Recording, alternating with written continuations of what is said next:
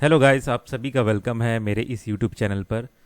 तो आज के इस वीडियो में हम लोग जो है फिजियोग्राफिक डिवीज़न ऑफ इंडिया का जो सेकंड पार्ट है उसको करेंगे। तो इसके पहले वाले पार्ट में जो था फिजियोग्राफिक डिवीज़न ऑफ इंडिया में, तो उसमें हमने द हिमालयन माउंटेन्स को पूरा एक्सप्लेन किया था, है ना। अब आज के इस वीडियो में हम लोग पढ़ेंगे द नॉर्दर्न प्लेन या द ग्रेट नॉर्दर्न प्लेन उसको, ठीक है। इसके बाद जो नेक्स्ट वीडियो आएगा उसमें हम ये तीसरे को पढ़ेंगे, फिर चौथे, पांचवें, छठवें, ऐसे ऐसे करके लाइन से पढ़ते जाएंगे। तो आज का जो टॉपिक रहेगा वो है द ग्रेट नॉर्दर्न प्लेन। तो इसको मैं थोड़ा सा नीचे कर लेता हूँ। तो ये यहाँ से चालू होता है, ठीक है। The great plane of northern India. तो चलिए शुरू करते हैं। The Indo-Gangetic Plain, also known as the Indo-Gangetic Brahmaputra Plain or the Great Plains of North India, refer to an aggradational plain formed by alluvial deposits carried by three rivers Indus, Ganga, Brahmaputra and their tributaries, located to the south of Himalayas and extending from the mouth of Indus in the west to the mouth of Ganga in the east. It form an important physiographic division of India. तो आप यहाँ पे देख सकते हैं, इसका कहने का मतलब ये है कि ये जो great plain of northern India है, या फिर जिसे हम इंडो गैंगेटिक ब्रह्मपुत्र प्लेन कहते हैं, या फिर जिसे हम great plain of north India कहते हैं या इंडो गैंगेटिक प्लेन कहते हैं, वहाँ पे जितना भी जो एलुवियल डिपॉजिट है, ठीक है। अब ये एलुवियल डिपॉजिट क्या होता है, जैसे नदी उदी बहता है ना, तो अपने साथ में जो सेडिमेंट्स लेके आ जाता है ना, उसको ला के वो छोड़ देता है, वहाँ पे डिपॉजिट कर देता है। तो जहाँ पे छोड़ता है वो, तो जो छोड़ा हुआ जगह है वो एलुवियल डिपॉजिट उसी को कहते हैं। तो वही है एलुवियल प्लेन, ठीक है। तो कौन सी नदी है जो यहाँ पे आके पूरा एलुवियल डिपॉजिट कर रहे हैं और ये great plain of northern India बना रहे हैं? तो ये तीन नदी, इंदस, गंगा और ब्रह्मपुत्र, और उनके जो भी ट्रिब्यूटरीज है, ठीक है, जो कि कहाँ से शुरू होते हैं, हिमालय के साउथ से, और कहाँ तक फैले हुए हैं, mouth of Indus in the west, है ना, to the mouth of Ganga in the east तक, ठीक। तो ये आप देख सकते हैं, ये जितना भी इसमें मार्क किया हुआ नजर आ रहा है ना, ये सारा का सारा है क्या, इंडो गैंगेटिक प्लेन, ठीक है। अब इसका ओरिजिन कैसे होता है उसको जानते हैं। This plain are found by the depositional work of three rivers Indus, Ganga and Brahmaputra and their tributaries, ठीक है। मतलब ये कहा जा रहा है कि जो ये जो तीन नदियां हैं, है ना, और उनके जो ट्रिब्यूटरीज है, वही अपने साथ में जो भी डिपॉजिट लाते थे वही यहीं पे ला के छोड़ते गए हैं और डिपॉजिट होता गया है ना। और ये जो सेडिमेंट्स हैं, जो भी सेडिमेंट्स जो रिवर लाते थे, वो क्या करते थे, यहाँ पे जो उबड़ खाबड़ डिप्रेशन होते थे, जो भी जगह होते थे, कहाँ पे, जो हिमालयन रीजन और पेनिनसुलर रीजन के बीच का जो हिस्सा है ना, ये पूरा हिमालयन रीजन है और ये नीचे वाला पेनिनसुलर रीजन है, तो उसके जो बीच का ये जो हिस्सा है, यहाँ पे ला के सारे के सारे डिपॉजिट जो हैं, उसको सेडिमेंट डिपॉजिट है, उसको यहाँ पे डिपॉजिट कर देते हैं, ठीक है। रीजनल डिवीजन, तो इस वजह से जो है ये जो प्लेन है वो बना हुआ है ना। तो ये प्लेन के बनने का जो कारण क्या है, नदियां हैं, नदियां अपने साथ में सेडिमेंट लाती थी और यहाँ पे छोड़ देती थी। अब इसी का डिवीजन कैसा है, regional division of Indo Gangetic plain. Regionally the Indo Gangetic plain are classified into describe how the Himalayas were formed four major division, ठीक है। तो आप यहाँ पे देख सकते हैं, ये जो है ना चार मेजर डिवीजन में बटा हुआ है, ठीक है। तो पहला है द राजस्थान प्लेन, ये जो गुलाबी कलर का दिख रहा है ये हो गया। फिर है पंजाब हरियाणा प्लेन, तो ये वाला रीजन हो गया। फिर है द गंगा प्लेन, ये यहाँ से लेके ये पूरा, है ना, जो कि तीन भाग में है, अपर गंगा, मिडिल गंगा, लोअर गंगा, तो ये तीनों को मिला के द गंगा प्लेन बोल रहे हैं, ठीक है। फिर है ब्रह्मपुत्र प्लेन, जो कि यहाँ पे है, ठीक है। तो ये देख सकते हैं आप, रीजनल डिवीजन अगर करें इंडो गैंगेटिक प्लेन का, तो ये चार डिवीजन होते हैं। अब इन्हीं एक एक डिवीजन को हम और ज़्यादा डिटेल में एक एक करके पढ़ते जाते हैं, ठीक है। अब ये जो चीज़ है about the Indo Gangetic plain, वही जो चीज़ मैंने बताया है ऊपर में, ये वही चीज़ यहाँ पे लिखा हुआ है ना। Feature of the Indo Gangetic plain, अब इसके फीचर्स क्या हैं, ठीक है, कितना दूर तक फैला हुआ है, हाइट क्या क्या है, एलिवेशन क्या है, डिप्रेशन कितना है, लेंथ कितना, वो सब चीज़ को जानते हैं यहाँ पे। तो ये जो है नॉर्थ साउथ एक्सटेंशन है, ठीक है। कहाँ से कहाँ फैला हुआ है, नॉर्थ साउथ, मतलब नॉर्थ साउथ ही नहीं, ईस्ट वेस्ट एक्सटेंशन भी है, लेकिन नॉर्थ से साउथ कहाँ तक फैला हुआ है और ईस्ट से वेस्ट कहाँ तक फैला हुआ है उसको जानते हैं। तो ये फैला हुआ है साउथ ऑफ हिमालय से चालू हुआ है और कहाँ तक है, पेनिनसुलर प्लेटू का जो एज है, शुरुआत है, वहाँ तक फैला हुआ है नॉर्थ साउथ में, ठीक है। और ईस्ट से वेस्ट अगर देखा जाए तो कैसे फैला हुआ है, माउथ ऑफ इंडस जो है वेस्ट में है से लेके गंगा जो ईस्ट में है उसके माउथ तक जो है ये प्लेन जो है फैला हुआ है। बाउंड्रीज क्या क्या है जो इसको घेरते हैं, वही इंडो गंगेटिक प्लेन को, इसको है ना, ये जो प्लेन है इसको कौन कौन सा जो जगह है नॉर्थ से वेस्ट से साउथ से कौन कौन घेरता है, तो वो है शिवालिक रेंज जो है नॉर्थ से उसको घेरा हुआ है, बाउंडेड है ना, और जो वेस्ट है वहाँ से डेजर्ट है, पेनिनसुलर प्लेट्यू जो है साउथ से घेरा हुआ है, तो पूर्वांचल जो है ईस्ट में है। ठीक है, तो इन चारों के बीच में जो है वो है आपका इंडो गैंगेटिक प्लेन। अब इसका लंबाई कितना है, तो वो है लगभग 3200 किलोमीटर तक का है ना, जो कि ऑफ विच अराउंड 2400 किलोमीटर जो है इंडिया में है, और बाकी जो हिस्सा है ये 3200 किलोमीटर तक फैला हुआ है, लेकिन इंडिया में सिर्फ 2400 किलोमीटर तक उसका हिस्सा फैला है, और बाकी जो हिस्सा है वो कहाँ फैला है, बांग्लादेश में फैला है। अब इसका चौड़ाई कैसा है, ठीक है, तो चौड़ाई अगर देखा जाए तो ये लगभग 150 से 300 किलोमीटर है। ठीक है, ये जो इसका जो एवरेज विड्थ जो है वो, ठीक है ना, अगर पूरा शुरू से लेके आखिरी तक देखें तो एवरेज विड्थ बोल रहा है ना, लेकिन ज़्यादा से ज़्यादा इससे भी हो सकता है। ठीक है, तो वेस्ट साइड में जो ये वाला साइड है, ये वाला साइड का जो चौड़ाई है ये बहुत ज़्यादा बड़ा है और इधर का कम है, तो वो कितना है, वेस्ट साइड का कितना है, वेस्ट साइड का लगभग विड्थ जो है 500 किलोमीटर तक का है। और ईस्ट के तरफ जैसे जैसे जाते जाएंगे है ना, ईस्ट की तरफ, सॉरी हाँ वेस्ट, ये मैं क्या बोल रहा था, ये ईस्ट हो गया, ये वेस्ट हो गया है ना, तो वेस्ट का जो चौड़ाई है, सॉरी मैं गलत बोल दिया था है ना, वेस्ट का जो चौड़ाई है वो ज़्यादा मोटा है, कितना तक है, 500 किलोमीटर तक है, और जैसे जैसे ईस्ट की ओर जाते जाएंगे तो उसका जो चौड़ाई है, विड्थ है, वो कम हो जाता है। वो कितना हो जाता है, लगभग 60 से 100 किलोमीटर तक। ठीक है, अब कितने एरिया में फैला हुआ है, तो वो फैला हुआ है लगभग 7.8 लाख स्क्वायर किलोमीटर, जो कि एक तरह से लार्जेस्ट एलुवियल प्लेन है दुनिया का। ठीक है, लार्जेस्ट एलुवियल प्लेन है वर्ल्ड का। अब ये कौन कौन से स्टेट में ये जो है नॉर्दर्न प्लेन है फैला हुआ है, तो यहाँ पे आप देख सकते हैं कौन कौन से स्टेट में है, पंजाब, हरियाणा, दिल्ली, उत्तर प्रदेश, बिहार, झारखंड का कुछ हिस्सा, वेस्ट बंगाल और असम का। ठीक है, तो आप देख सकते हैं इस तरीके से आप डायग्राम याद रख लीजिए, फिर अपने आप पहचान जाएंगे कि कहाँ कहाँ तक ये फैला हुआ है। ठीक है, कौन कौन से स्टेट तक फैला हुआ है।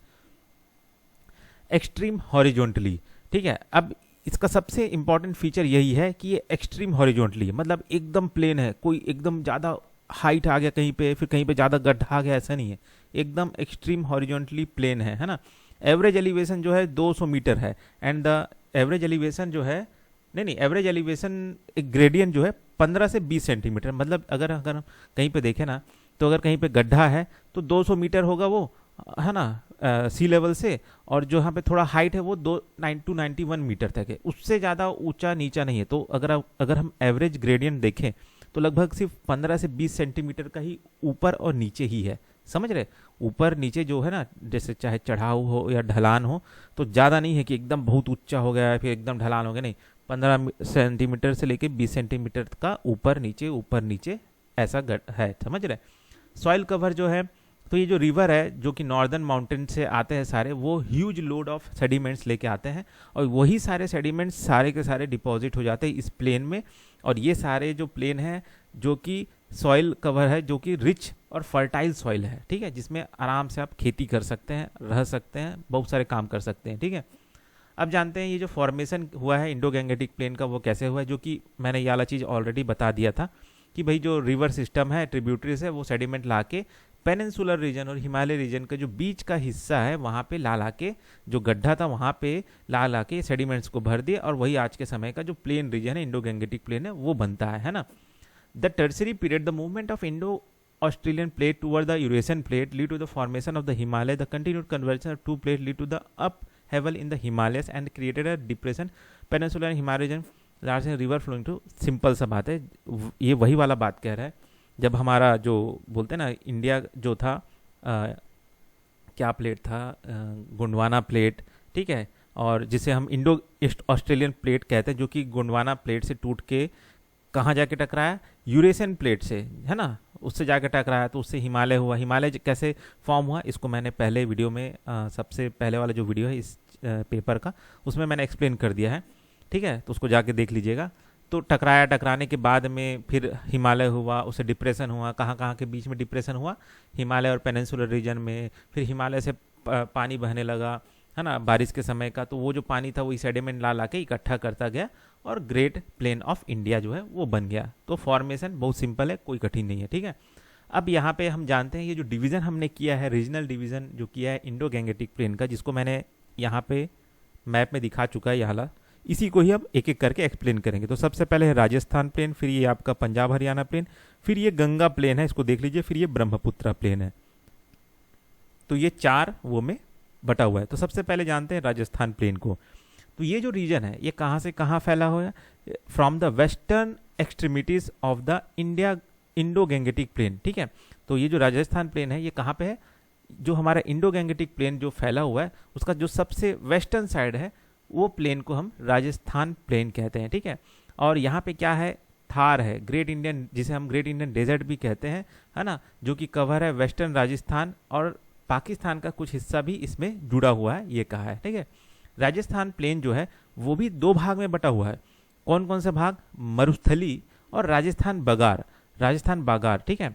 तो मरुस्थली क्या है? मरुस्थली जो है राजस्थान प्लेन का भी जो ईस्टर्न पार्ट है ना, जो कि पूरी तरह से डेजर्ट है, जिसे मरुस्थली कहते हैं, तो वही है मरुस्थली, जो कि एक तरह से मारवाड़ प्लेन का ग्रेट पार्ट है। Although it look like an aggradational plane of the surface geologically, it is a part of peninsular plateau.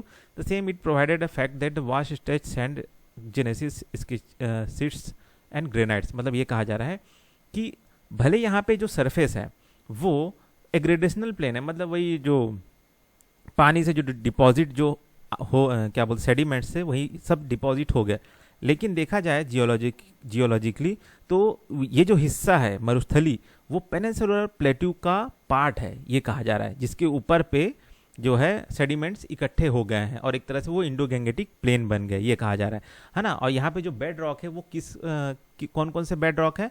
Genesis के, सिस्ट के और ग्रेनाइट्स के। Its eastern part is rocky while western part is covered by shifting sand dunes locally known as धैरीन्स, ठीक है। तो यहाँ पे याद रखना जो ईस्टर्न पार्ट है इस मरुस्थली का वो पूरा पथरीला है और जो वेस्टर्न पार्ट है वहाँ पे सैंड ड्यून्स है, ठीक है। तो ये समझ में आ गया, जो ईस्टर्न पार्ट है वो पथरीला है और वेस्टर्न पार्ट जो है जो कि जिसमें सैंड ड्यून्स है जो कि शिफ्ट होते रहते हैं, रेतीला इलाका है ये, जिसे हम धैरीन कहते हैं, धैरियन। देखिए थोड़ा मेरे को वो नहीं समझ में आ रहा है, इसको क्या बोलूँगा? धैरियन, DHRIAN, धैरियन, ठीक है। आप भी थोड़ा समझ लीजिए क्या है ये। फिर आता है राजस्थान बगार क्या है? The eastern part of Thar desert, ठीक है। थार डेजर्ट का जो ईस्टर्न पार्ट है कहाँ से? Up to the Aravalli range इस semi arid plain which is known as Rajasthan Bagar, ठीक है, समझ में आया। तो जो थार डेजर्ट का जो ईस्टर्न पार्ट है जो कि अरावली रेंज से चालू होता है वो सेमी एरिड प्लेन है, जिसे राजस्थान बगार कहते हैं। Numerous short seasonal stream originated from the Aravalli drain this area and form patches of fertile tracts called Rohi. तो जो अरावली रेंज से कुछ कुछ नदियाँ जो है स्ट्रीम से है, ड्रेन से बहते हुए आते हैं और इस जगह में कुछ कुछ जगहों पे क्या बोलते हैं फर्टाइल जो है जमीन बन जाते हैं, ठीक है, जिसे रोही कहते हैं, है ना।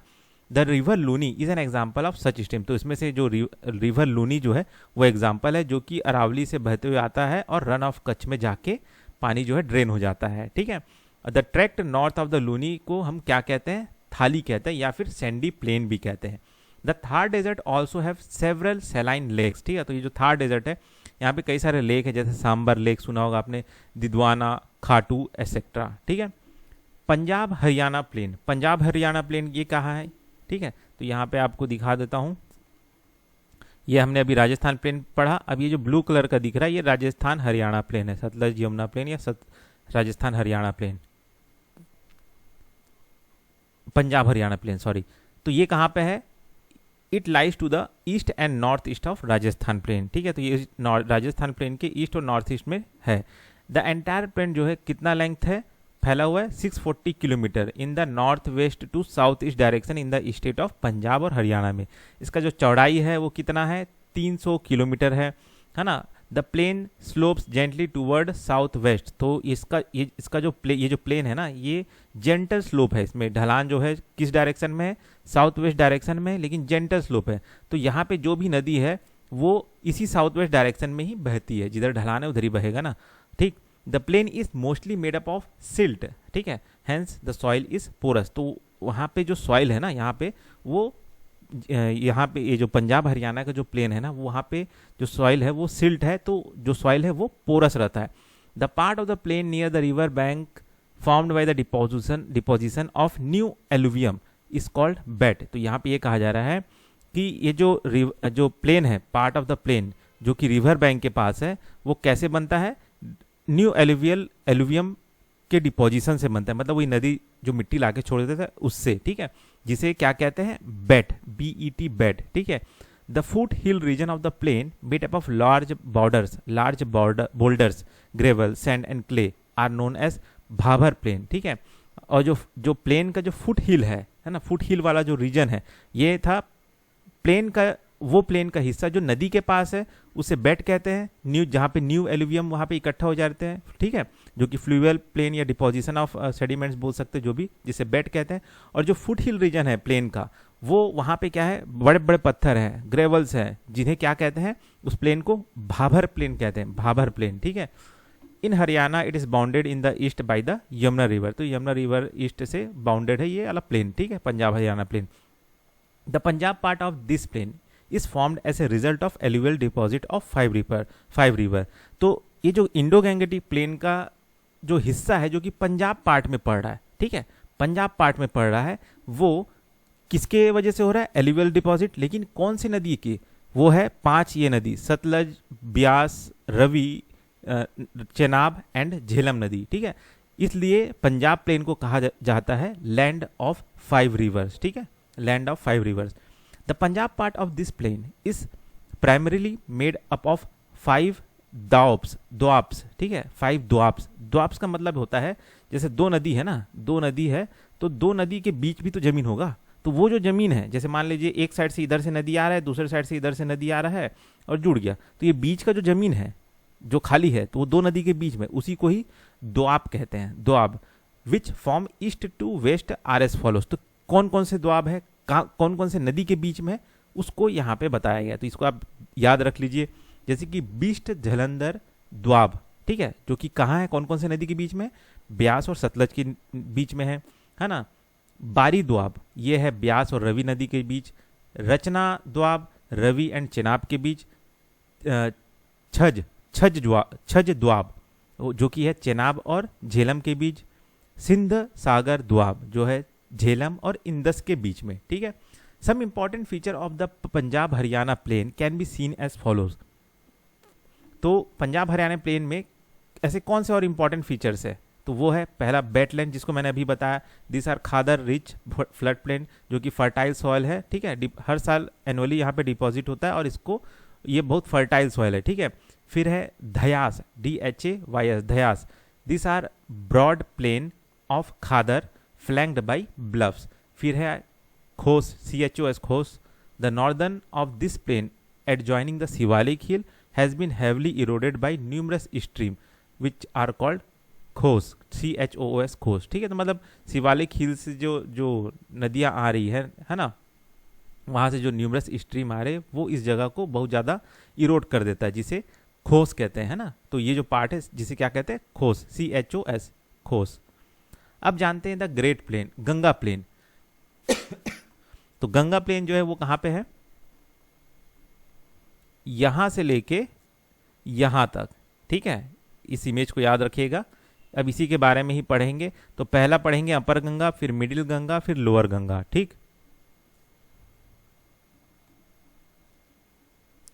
Ganga plain, it is the largest unit of Indo Gangetic plain with an area of 3.75 lakh square kilometre. तो अभी जितना भी हमने पढ़ा ना इंडो गैंगेटिक प्लेन में, तो उसमें से सबसे बड़ा जो एरिया है यही है गंगा प्लेन, जो कि है लगभग 3.75 लाख स्क्वायर किलोमीटर, ठीक है। ये जो प्लेन है ये फॉर्म कैसे हुआ है, एलुवियल डिपोजिशन की वजह से। वही है जो कि मैंने पहले बताया, हिमालयन और पेनिनसुलर ट्रिब्यूटरीज जो है उनके बीच में मतलब उसके बीच में जो जगह था, तो जो भी ट्रिब्यूटरीज या नदियाँ बह रही थी वही एलुवियल डिपॉजिट किए। अब ये कहाँ से कहाँ तक फैला हुआ है, तो दिल्ली से कोलकाता तक फैला हुआ है। कौन कौन से राज्य में और फैला हुआ है, उत्तर प्रदेश, बिहार और वेस्ट बंगाल। तो जो गंगा प्लेन है वो इतने राज्यों में फैला हुआ है, ठीक है। General slope entire plain east to the east and south east, ठीक है। तो ये एंटायर प्लेन जो है यहाँ से यहाँ तक जनरल स्लोप है, फैला हुआ है और ढलान है, ठीक है। Depending upon geographical variation the Ganga plain has been subdivided into, अब ये जो गंगा प्लेन है ये 3 भाग में बढ़ता है, the upper Ganga plain, the middle Ganga plain and the lower Ganga plain. तो ये जो अपर गंगा प्लेन है वो कहाँ से चालू होता है, from the western most end the upper part of the Ganga plain. Ganga plain का जो वेस्टर्न मोस्ट और अपर पार्ट है वो है गंगा प्लेन, ठीक है। अब बाउंड्री जो है इसका क्या, कहाँ कहाँ से घिरा हुआ है ये, तो नॉर्थ में शिवालिक है, पेनिनसुलर बाउंड्री जो है वो साउथ में है, यमुना रिवर जो है वेस्ट में है, और ईस्टर्न बाउंड्री जो है रिमेन ऑब्सक्योर, मतलब ये बोला नहीं जा सकता ऐसा है। एवरेज ग्रेडियंट जो है कितना है, मतलब यहाँ पे जो ऊंचा नीचा है ना वो कितना है, 25 सेंटीमीटर, हर किलोमीटर में लगभग 25 सेंटीमीटर का ऊंचा नीचा है, ज़्यादा एकदम हाई बहुत नहीं है ना, तो लगभग एक बहुत ही प्लेन है। इसका इंपॉर्टेंट फीचर क्या है, ये वेरी लो ग्रेडियंट है, मतलब यही जो है कि ज़्यादा चढ़ाव नहीं है, उतार नहीं है, डिप्रेशन नहीं है, माउंटेन नहीं है, कुछ नहीं है। तो रिवर यहाँ पे जो भी फ्लो होता है वो बहुत ही स्लगलिशली फ्लो होता है, मतलब धीरे धीरे बहता है। तब इससे क्या होता है कि इससे क्या होता है, इस जगह में क्या क्या बन जाते हैं, रिवर ब्लफ्स बन जाते हैं, मिएंडर्स बन जाते हैं, ऑक्सबाउ लेक बन जाते हैं, लीव्स बन जाते हैं, abundant river courses, Sandy stretches. तो ये सारे जो है इस जगह में आपको मिलेंगे। मेजर यूनिट्स क्या है, वेस्ट टू ईस्ट, तो यहाँ पे क्या क्या चीज़ है, गंगा यमुना द्वाब है ना, रोहिला खंड प्लेन यहीं पे है, अवध प्लेन भी इसी अपर गंगा प्लेन में है, ठीक। अब जानते हैं मिडिल गंगा, ठीक है। तो ये हो गया अपर गंगा के बारे में। अब ये मिडिल गंगा देख लीजिए ध्यान से कहाँ तक फैला हुआ है, और लोअर गंगा जो है ना पूरा वेस्ट बंगाल का ही हिस्सा है, समझ लीजिए, ठीक है, पूरा वही है ना, तो इसको भी याद रखिएगा। तो अभी हम मिडिल गंगा को पढ़ते हैं, फिर लोअर गंगा याद रहेगा, है ना, ताकि मैं ऊपर ले जाके फिर से मैप ना दिखाऊं, इसलिए मैं बता दिया वहीं पे। तो जो मिडिल गंगा है वो कहाँ से कहाँ फैला हुआ है, it lies to the east of the upper Ganga plain, फिर कहाँ तक फैला हुआ, spreading over the eastern part of the Uttar Pradesh और बिहार के ईस्टर्न पार्ट तक फैला हुआ है, ठीक है।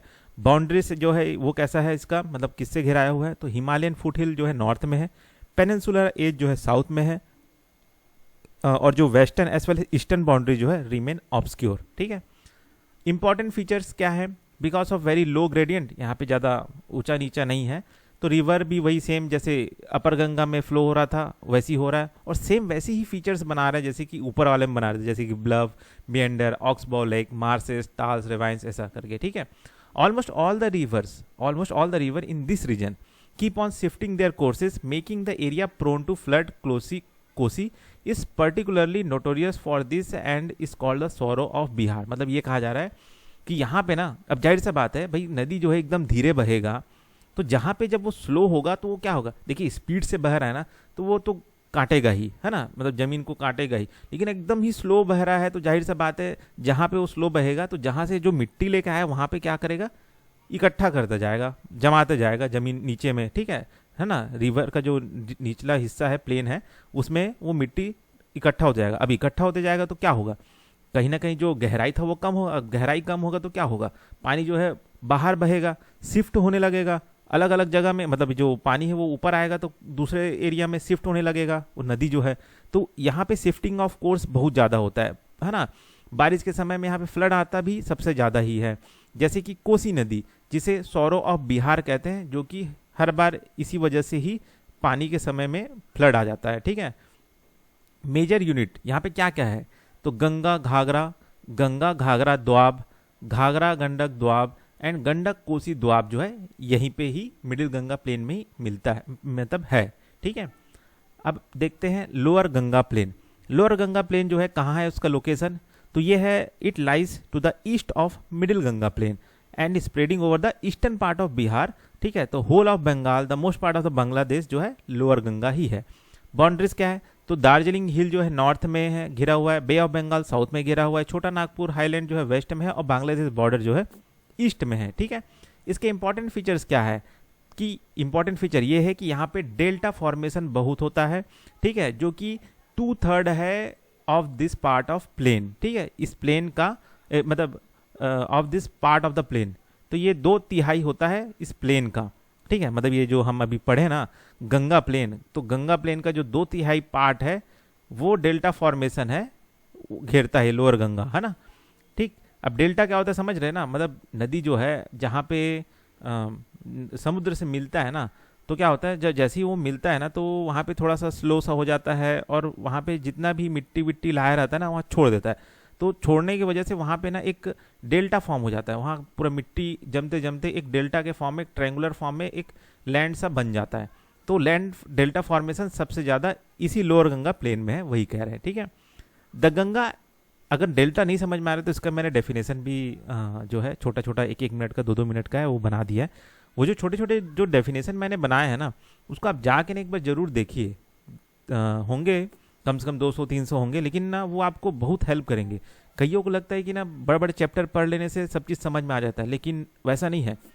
ये छोटे छोटे डेफिनेशंस को ही अगर आप अच्छे से समझ जाएंगे ना, जो कि 1-1 मिनट 2-2 मिनट में मैंने समझा दिया, ज़्यादा समय नहीं लिया, टू द पॉइंट ही उसमें सीधा बात किया है ना, आपका समय भी नहीं जाएगा और तुरंत आपको समझ में भी आ जाएगा, ठीक है। तो जाके उसको देखिएगा। और साथ ही साथ अच्छा एक चीज़ और बता दूं कि इसका जो क्या बोलते हैं सॉफ्ट कॉपी चाहिए तो गूगल ड्राइव का लिंक मैंने डिस्क्रिप्शन में दे दिया है, और ये जो पीडीएफ है ये नोट्स भी उसी वो रहेगा, है ना। साथ ही साथ अगर आपको क्या बोलते हैं बुक्स अगर मैं रिकमेंड करूँ तो मैंने ज्योग्राफी से रिलेटेड जो भी बुक्स है मैंने ऑलरेडी बता चुका हूँ। और अगर आप फिर भी चाहिए, आपको जानना चाहते हैं या देखना चाहते हैं कौन कौन सी बुक्स मैं रिफ़र करता था, तो नीचे में ना मैंने अमेजन एफिलिएट का लिंक लगा दिया, जिसमें 4-5 बुक है जो कि पेपर 1 और पेपर 2 दोनों को कवर करते हैं, ठीक है। तो आप जाके चेक कर लीजिएगा कौन कौन से बुक है।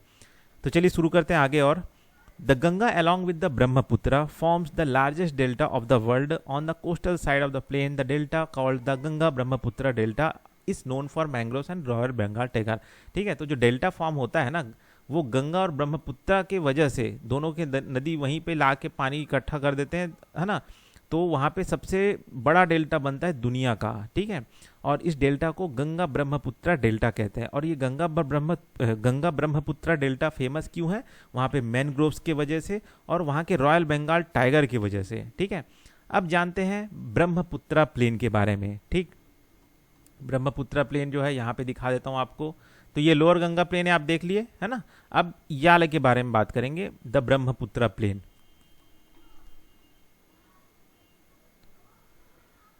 The Brahmaputra plain it lies in the north eastern part of the country, ठीक है। North eastern part of the country में ये लाइस है। इसे हम ब्रह्मपुत्रा वैली या फिर असम वैली या फिर असम प्लेन भी कहते हैं। Although it is often treated as a eastward continuation of the Ganga plain, it is actually a well demarcated separate physical unit, ठीक है। भले ये कहा जा रहा है कि इसे हम ट्रीट करते हैं eastward continuous of the Ganga plain, लेकिन ये देखा जाए तो ये well demarcated separate physical unit है ना, जो कि अलग थलग है, एकदम आराम से दिख जाएगा, ऐसा कह रहे हैं, ठीक है ना। जबकि ये गंगा प्लेन का ही ईस्टवर्ड है, ऐसा कह रहे हैं, लेकिन ये अलग थलग है, सेपरेट फिजिकल यूनिट है।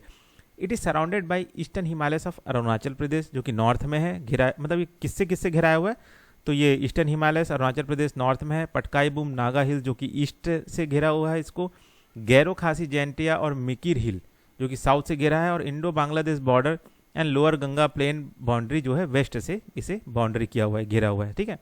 Similar to the Ganga plain, this is also an aggradational plain build up by the deposition of work of river Brahmaputra and tributaries. मतलब वही कहा जा रहा है कि ये जो ब्रह्मपुत्र प्लेन है वो भी जो ब्रह्मपुत्र और उसकी ट्रिब्यूटरीज है, नदी जो है, उन्हीं के डिपोजिशनल जो वर्क है ना, जो भी सेंटिमेंट्स डिपॉजिट कर दिए गए, उसी से ही ये ब्रह्मपुत्र प्लेन भी बना है।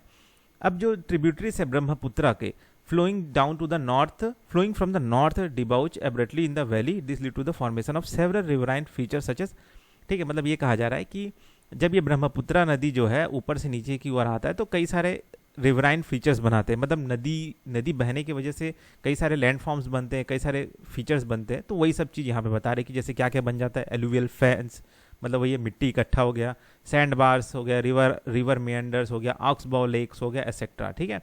तो ये सब चीज़ को मैंने भी छोटे छोटे डेफिनेशन में 1-1 2-2 मिनट का बता दिया, आप जाके चेक कर लीजिएगा। मजूली आइलैंड जो है ब्रह्मपुत्र का लार्जेस्ट रिवराइन आइलैंड है, मतलब नदी जो बह रहा है उसी के बीच में ही ये आइलैंड है, जिसे मजूली आइलैंड कहते हैं, जो कि कौन सी नदी में है, ब्रह्मपुत्र नदी में है, और जो कि लार्जेस्ट रिवराइन आइलैंड है ना, लार्जेस्ट रिवराइन आइलैंड दुनिया का। ब्रह्मपुत्र जो वैली है वो फेमस किस लिए है, वो है टी प्लांटेशन के लिए, है ना, वहाँ चाय का बागान ये सब होता है, इसलिए फेमस है ना। अब जानते हैं geomorphology of Indo Gangetic plain. ठीक है। अब ये इंडो गैंगेटिक प्लेन है, इसका जियोमॉर्फोलॉजी देखते हैं। तो यहाँ पे किस किस तरह का जो वो है प्लेन है वो सब फॉर्म होते हैं। तो यहाँ पे आप देख सकते हैं 5 तरह के हैं, द भाबर, द तरई, खादर, भंगार या बंगार या रेह या कलार। तो इस तरह के ये जो इंडो गैंगेटिक प्लेन में है, इस तरह के जो प्लेन है वो सब होते हैं। तो भाबर किस को बोलते हैं, ठीक है। तो ये जो है भाबर कहाँ पे है, ये 8 से 16 किलोमीटर तक का नैरो बेल्ट है जो कि ईस्ट वेस्ट डायरेक्शन में फैला हुआ है, north boundary of the great northern plain में, ठीक है। ये शिवालिक के फुट हिल्स में फैला हुआ है, रिवर इंडस से लेके रिवर तीस्ता तक, ठीक है। ये जो बेल्ट है ये एलुवियल डिपॉजिट है। यहाँ पे ना अनसॉर्टेड एंड अनएसॉर्टेड सेडिमेंट्स पाए जाते हैं, मतलब कि यहाँ पे ना एकदम बड़े बड़े जो पत्थर हैं, कंकड़ हैं, बड़े बड़े रॉक्स हैं, वो सब पाए जाते हैं। तो इसके वजह से क्या होता है, ये जो भाबर है ये पोरस नेचर का है, मतलब यहाँ पे पानी जैसे ही आता है तो वो गायब हो जाता है ना, वाटर जो है stream sink and flow underground flow होने रहता है। तो ये ड्राई रिवर कोर्स होता है ना। This area has dry river course accept in rainy season, मतलब जब तक बारिश नहीं आया रहता तब तक पानी बहता रहता है, लेकिन पत्थर के नीचे नीचे बहता रहता है। हाँ, जब बारिश आ जाता है तो पत्थर के ऊपर में फिर पानी आ जाता है। तो ये जो पथरीला वाला जो ये पानी वाला रीजन है उसे भाबर कहते हैं। अब तराई किसे कहते हैं, TARI तराई, TARAI तराई, ठीक है। तो ये साउथ ऑफ द भाबर के जस्ट नीचे ही आता है, ठीक है, जो कि पैरेलली उसी के पैरेलल है। इसका जो चौड़ाई है वो 15 से 30 किलोमीटर है, ठीक है। इसका जो स्ट्रीम है वो underground in the Bhabar region, मतलब जो पानी भाबर रीजन में इन पत्थरों के नीचे बह रहा था भाबर में, वो यहाँ पे आके ऊपर आ जाता है, ठीक है। और एक तरह से दलदली area, damp tract of land बनाता है, ठीक है। तो यहाँ पे आपको फाइनर एलुवियम जो है डिपॉजिट जो है मिल जाएंगे। और ये जो जगह है वो फॉरेस्ट से कवर है ना। और इन्हीं फॉरेस्ट कवर को काट के एग्रीकल्चर लैंड में कन्वर्ट किया गया है, स्पेशली कहाँ, पंजाब, उत्तर प्रदेश और उत्तराखंड वाले इलाके में, ठीक है। तो तराई समझ में आ गया किस रीजन को बोलते हैं, कैसा वाला एरिया को बोलते हैं। फिर आता है खादर रीजन। ये जो है flood plain along the river plain, मतलब जहाँ पे नदी अब बह रहा है उसके किनारे में जो नया मिट्टी वाला जो प्लेन है उसे खादर बोलते हैं, ठीक है। देख सकते हैं यहाँ पे द न्यूअर एलुवियम, मतलब जो हर साल जो नया मिट्टी आता है इसी बेल्ट में इकट्ठा होता है और ये बहुत फर्टाइल होता है। इसी प्लेन को हम खादर कहते हैं, ठीक है। खादर जो कि रिवर बैंक के साइड में रहता है, अलॉन्ग में रहता है। यहाँ पे ना आपका जो कैल्केरियस डिपॉजिट होता है, मतलब कैल्शियम कार्बोनेट वाले जो भी चीज़ें होती हैं, है ना, वो यहाँ पे आपको नहीं मिलेगा। और ये जो खादर रीजन है वेरी फर्टाइल है और ये एक्सटेंसिव कल्टीवेशन, मतलब यहाँ पे खेती बाड़ी बहुत अच्छा जोर शोर से किया जाता है, होता है, ठीक है। फिर आता है द भंगार या बंगार, ठीक है। तो ये एलुवियल टेरेस है, ठीक है, जो कि फ्लड प्लेन जो अबव द फ्लड प्लेन है, जो फ्लड प्लेन जहाँ पे मिट्टी इकट्ठा होता है उसके थोड़ा सा ये ऊपर वाला एरिया है ना, जो कि largest part of Indo Gangetic plain है। इंडो गैंगेटिक प्लेन का सबसे लार्जेस्ट पार्ट यही है, भंगार, ठीक है। तो ये समझिए कि जो खादर है वो नया एलुवियम डिपॉजिट है और ये जो है ना ये पुराना ओल्डर एलुवियम डिपॉजिट है। यहाँ पे भी ये मतलब पहले के समय में मिट्टी इकट्ठा हुआ था, लेकिन बहुत पुराना होने की वजह से अब ये वेरी फर्टाइल नहीं है।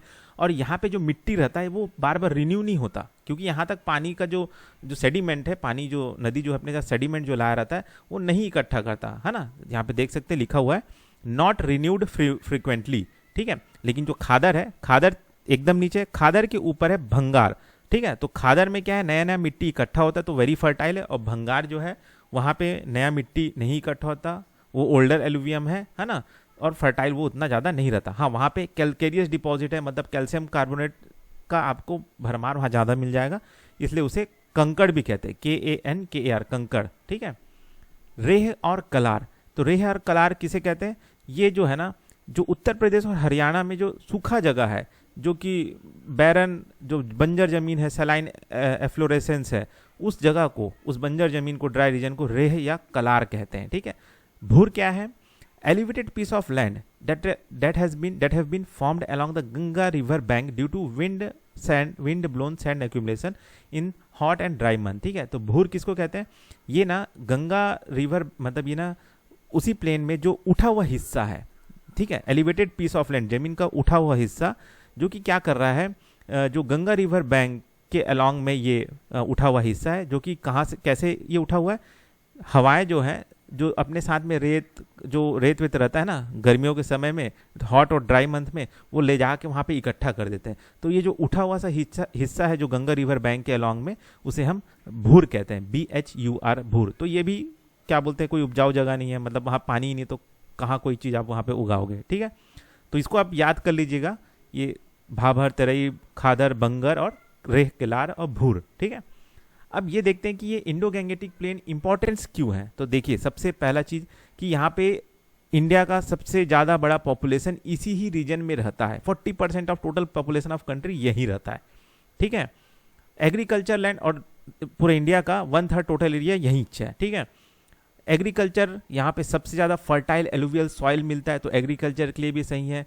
प्लेन एरिया है, ठीक है, तो है ना, साथ ही साथ यहाँ पे ज़्यादा एलिवेशन नहीं है, ना कि जैसे होता है ना कि ज़्यादा पहाड़ी हो गया तो गड्ढा हो गया, डिप्रेशन हो गया, एलिवेशन हो गया, ऐसा नहीं है। तो यहाँ पे रोड, रेलवेज, अर्बनाइजेशन, इंडस्ट्रियलाइजेशन के लिए रीजन सबसे बेस्ट होता है, ठीक है। रिलीजियस सिग्निफिकेंस भी यहाँ पे बहुत सारे हैं, ठीक है। गंगा नदी, यमुना नदी, ठीक है, और भी कई सारे रिलीजियस प्लेस जो है इसी नदी के किनारे में ही सब बसे हुए हैं, ठीक है। तो ये हो गया हमारा इंडो गैंगेटिक प्लेन, ठीक। तो बस इस वीडियो में इतना ही, फिर मिलते हैं नेक्स्ट वीडियो में।